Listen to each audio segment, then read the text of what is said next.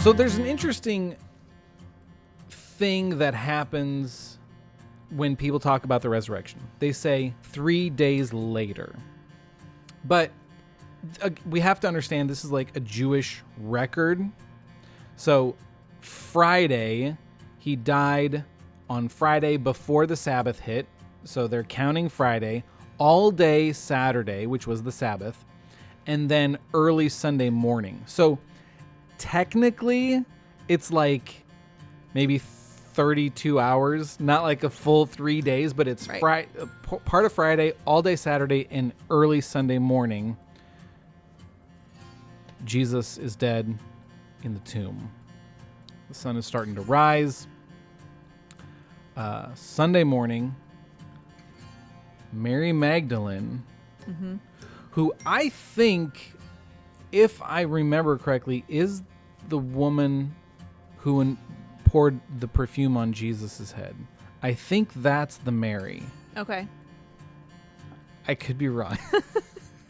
But she's like, okay, I'm going to go. And there's this Jewish custom where you bring flowers and spices to the tomb so that you can visit the dead body without it being overcome with like the rank odor of a dead body. So they're bringing spices and herbs and flowers to try and make it so that people can visit the tomb of Jesus. They show up, and what happens? So they show up, and the stone has been moved. Guards are terrified, if they haven't already fled. Right. Because an angel has essentially come down to move it. And that part always I thought was humorous, because they tried so hard to make sure that he didn't rise. And an angel comes down and they're like, nope, not today. I'm out. just you can step aside now. I've got it from here. Right. They're like, oh, this is real. I'm out of here. Yeah. Okay. Yeah, an angel shows up to roll the stone away. Mary and some other chicks show up. And because actually on their way, they're like, oh, Naomi, who's going to roll the stone away? And they get there and it's all already moved. And they're like, oh, sweet. Wait. Right. They look in. There's no guards. Right. And there's no body. Yeah, there's no body. And so I think that's when Mary starts to freak out, because she just had to watch Jesus die, only to walk into the tomb and there's nothing there. He's been desecrated. Right. This guy that she's been following, this guy she believed in. Mm-hmm. And I don't mean this in like a weird perverted sexual way, but she loved him, right? Right. And yeah, he's been taken. Surely somebody took his body. Right. And they're just desecrating it because they don't have any respect. I mean, like you said, even the guys being crucified with Jesus were like mocking him. Right. Nobody has any respect for this guy. But then when she kind of like looks back in, there's an angel sitting where Jesus's body was. Yes. And she's just like, I think she doesn't quite understand what's happening. And the different gospels like have kind of different accounts of this, but she's like, well, that's not Jesus. I don't know who that is. And she kind of starts breaking down, and then she feels this hand on her shoulder. Right. Why are you crying? Well, they took his body. And she thinks it's the gardener. Right. She doesn't even realize who it is that's... Who is it? Behind her. It's Jesus. Like... But it's Jesus resurrected. So don't they say that there are enough similarities that they realize who he is, but he still looks different. Right. Yeah. I mean, the last time they saw him, he was a bloody pulp on the cross. Right. Right. He is new body. Yep. Probably is glowing a little bit, I would guess. Right. I don't know. But yeah, they can tell. It even says that he has healed scars, like where the nails were and where he was pierced. And So yeah, they know it's Jesus, but she can't see through her tears. She's freaking out. Right. Oh, and she thinks it's the gardener. Oh, if you know where his body is, just tell me. And he's like, Mary. Come on. And she says, what? It's Jesus. And she, that like, it's the TikTok when the soldier comes home and they don't know who it is at first, and then they see it and they're like freaking out. Right. So he says, don't hold on to me because I'm on my way to the Father. Go ahead, tell the boys I'll meet them in Galilee. Yes. Right? So I think there's something about Jesus was going to the Father, to check in, to, I'm home. Right. I don't know, whatever. But he saw, here's what I've heard, and I really like this explanation. He saw Mary at the empty tomb, devastated. So he's like, he texts the Father, I'm going to be a little bit late. I'm making a pit stop real quick. Right. And he pauses, he turns aside, and he says, Mary. He comforts Mary before he finishes his ascension. And I really like this picture because who is the first person in the Bible to sin? Eve. And it's almost like what it sounds like is Jesus is going out of his way to restore women first. Like Eve was the first, and women get crap for it, that's why women can't decide what to eat, because the first time they did it, they screwed it up, Right. So, right. But it's almost like Jesus is going out of his way to say, I want you to know. I can't even put it into words. It's almost like, I want you to know that I'm okay, that this was all for a reason. And to me, it's almost like he wanted to comfort her. He had compassion for her, and her specifically. Absolutely. But she was actually the first preacher, the first missionary, because he told her, she was the first person to see him resurrected. She was the first person to be given a sermon. He said, go tell the boys, meet me in Galilee. Right. And as women were the first people to sin, women were also the first to be restored. It's kind of how I just see that beautiful picture, especially in a system of patriarchy, right, where kind of men are in charge. Right. And he's like, I don't do things according to the human structure. Right. This is my flow, and I'm doing redemption. I'm just reversing everything that happened. Okay, so he sends Mary to tell everybody that he's been resurrected. I think he goes to the Father, checks in, whatever, and then appears to all of his disciples a few different times. Yes. As she is going to tell the disciples, the guards also are running to the city. So they can tell, I think it's the high priest. Yep. So they can tell them, hey, this happened. This is real. This is real life, man. This happened. Right. And the high priests are panicking. So oh man, we can't let people know about this. This means that we were wrong and he was right. So they pay the guards, if we pay you this money, can you go around as quickly as you can and tell everyone that the disciples faked his resurrection? I didn't even think about. Yeah, I always just thought of it as they kind of paid them to be quiet. But yeah, you're probably right. They paid them to, hey, go spread rumors. Right. We need you to hurry up and do this because we need this word to spread before the true word spreads. Okay. And I'm not trying to get political here, but that is a really interesting picture that we see the people in charge, the people in authority, doing everything they can to undermine the truth, right, by just dumping money into a system that will spread a lie, right, just to cover their own asses. Wow. Okay. What next? So while this is happening, the disciples are starting to find out what happened. So they're going to meet Jesus. Mm-hmm. So they meet him. At first, they're kind of in disbelief that is this really you? Or, Right. you know, did this really happen? I can't believe it. And he tells them, he says something to the effect of, yes, you guys still did not believe, but here I am. Mm-hmm. And so that part kind of struck me a little bit, because he acknowledges, it's almost like he acknowledges that they still have, one of the Bible verses says that they still have hardness in their heart. Mm-hmm. But he said, but yet here I am. So Wow.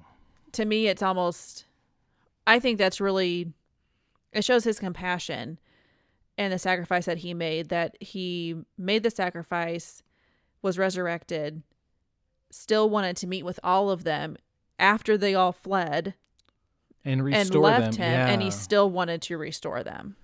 Yeah. Wow. Even when they're like, we don't believe, we don't get it. Right. And he's like, okay, guys, come on.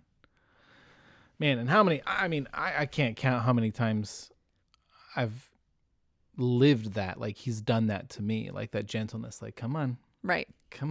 you big dummy. Yeah.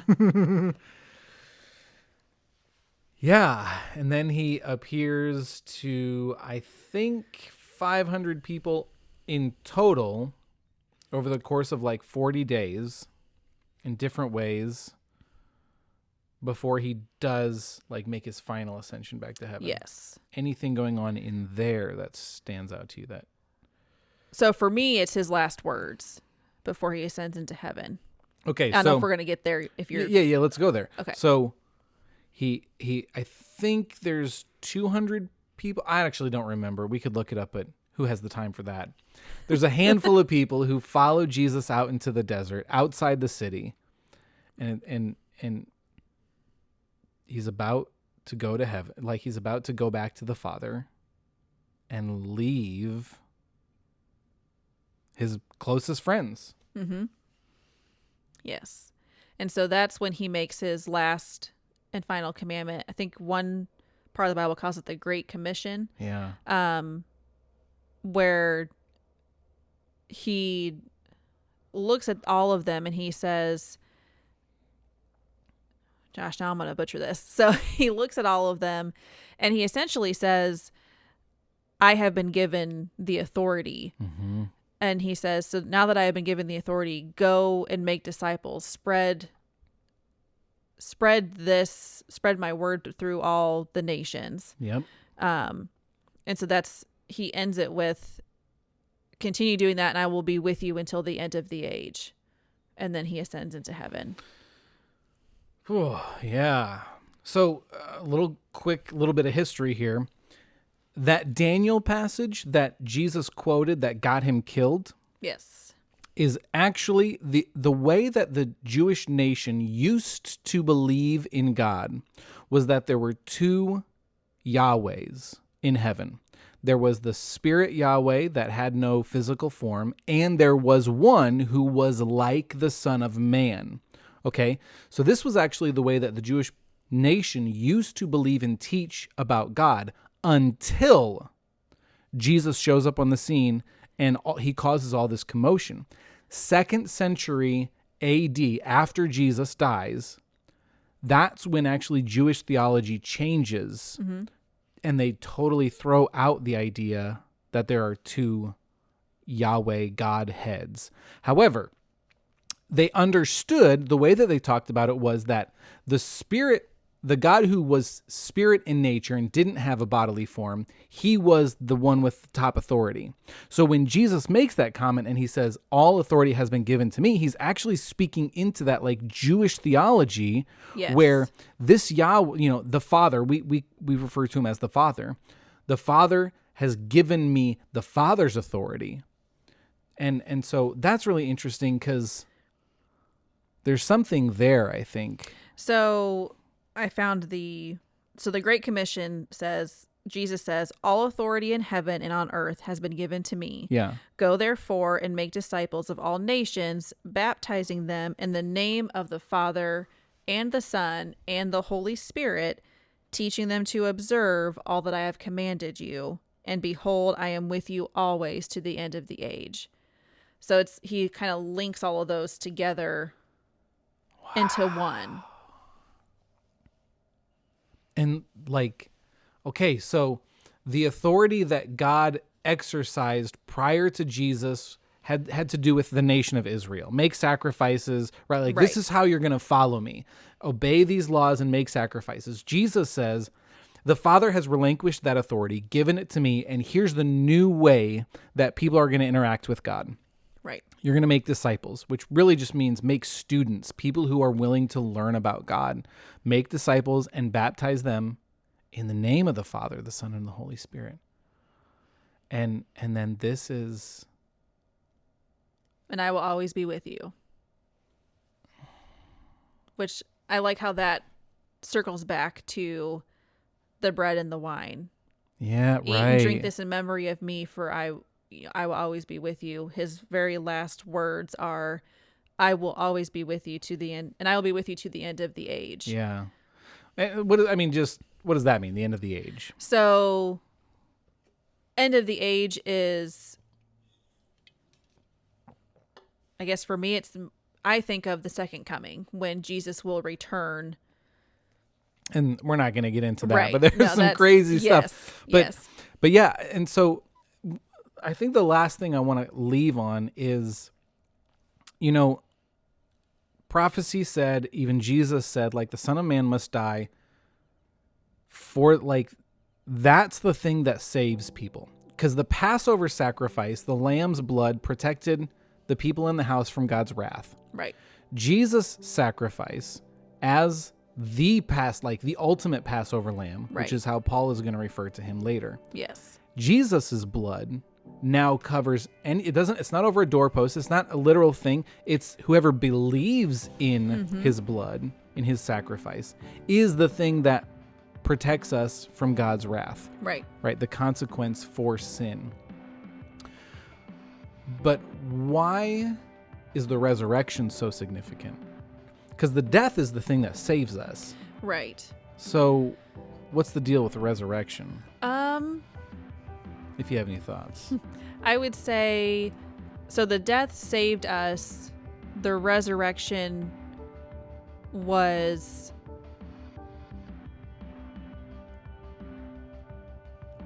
I can't think of the right words, but to me, the resurrection was almost a reminder, hey, I am still here.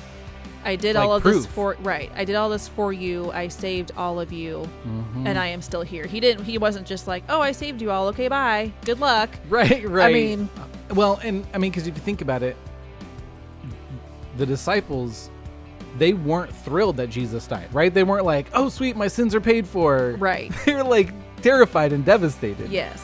So the resurrection kind of brings this like, look, this really happened. Yes. Right. It's true.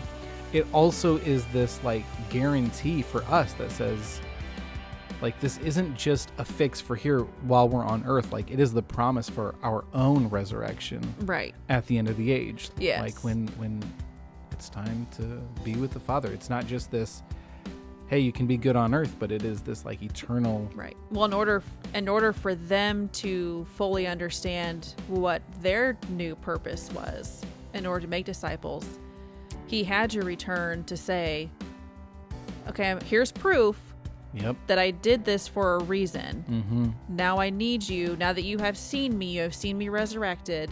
Yeah. You know that it came true. Now I need you to go and make disciples. Yeah, tell everybody right what you just saw. Yeah. And so for me, I think for us having this Bible, it's almost our way of knowing, like, hey, he's going to come back for us.